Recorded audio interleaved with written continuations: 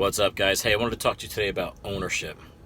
When we talk about ownership of our lives, of our success, of where we're at and where we want to be, a lot of times people will kind of look inward and start to place blame. This is not ownership is not about placing blame, whether that blame is on yourself or external sources, people, whatever. So, oftentimes someone finds themselves in their 30s, 40s, 50s out of shape, and to take ownership of that, which we need to do, would be to acknowledge that we're responsible for the situation that we're in. Now, that's different than blaming ourselves and getting down and kind of almost resentful of ourselves for being in that situation, right? So it's about understanding that there's decisions that you made that got you where you are now, but by owning them, you understand that you also have the power to change the situation you're in, starting immediately, like right now. When we look inward and see where we're at, we also sometimes have a tendency to blame external forces and people. So we might say, our parents, we had soda with every meal, and that's just a habit that I have. We ate fast food all the time. My spouse likes to eat junk food or go out to eat or drinks a lot. Great, right? Those are external forces that have nothing to do with you now. Yes, that could have contributed to where you are now, but it's your decision to fucking change that right now and change those habits just because they've been there. So a lot of times we'll have a tendency to put too much, give those things too much credit and kind of justify staying where we are. So let me give you guys a little quick example, because it's going to be a lot of times uncomfortable and things that you don't want to do. But I always do this. Imagine you've given yourself some excuses to why you are where you are now. Whether that's your spouse's habits, the way you grew up, your genetics, your job situation, your schedule, whatever it is. If you're not happy with where you are at, and let's talk again, we're talking about a lot of things here, but let's talk physically.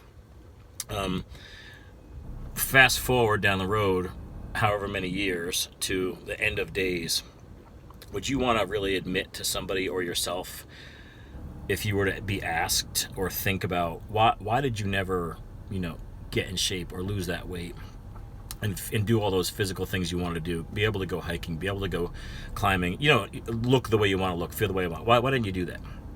You're gonna really say, I had to work too much, or my husband liked to drink wine too often, my wife liked to go out to eat too much, my job was too busy. That's kind of pathetic, man.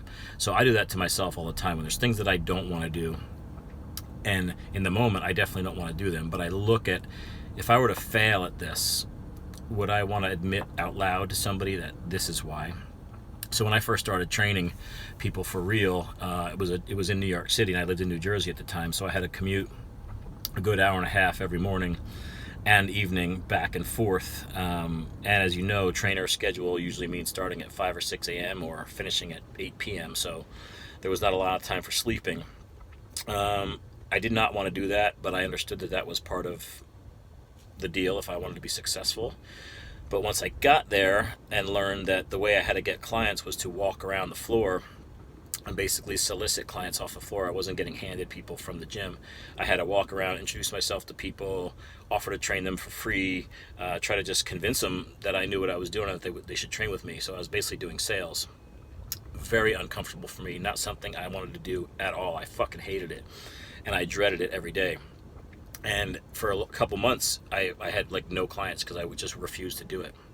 But then one day, my manager sat down with me and he was like, for as good of a trainer as you are, I thought you'd be a lot busier by now. You really got to get out there and hustle. And that was just something that I knew I was good at training, but I didn't feel comfortable or confident in the selling part. And I recognized that I'm about to fail here. I'm about to fail. And the only excuse I have for real is that I'm afraid to go out and talk to people. And am I going to really go home and admit to my family and my friends that I failed because I was a chicken shit? Fuck no. So I did it. I got better at it every day. And here I am. But I would encourage you guys to think about that. Would you be able to admit to yourself down the road the excuses that you're giving yourself now for why you can't do it, think about how that'll sound to your future self. I think that'll change your mind. Have a good day, you guys.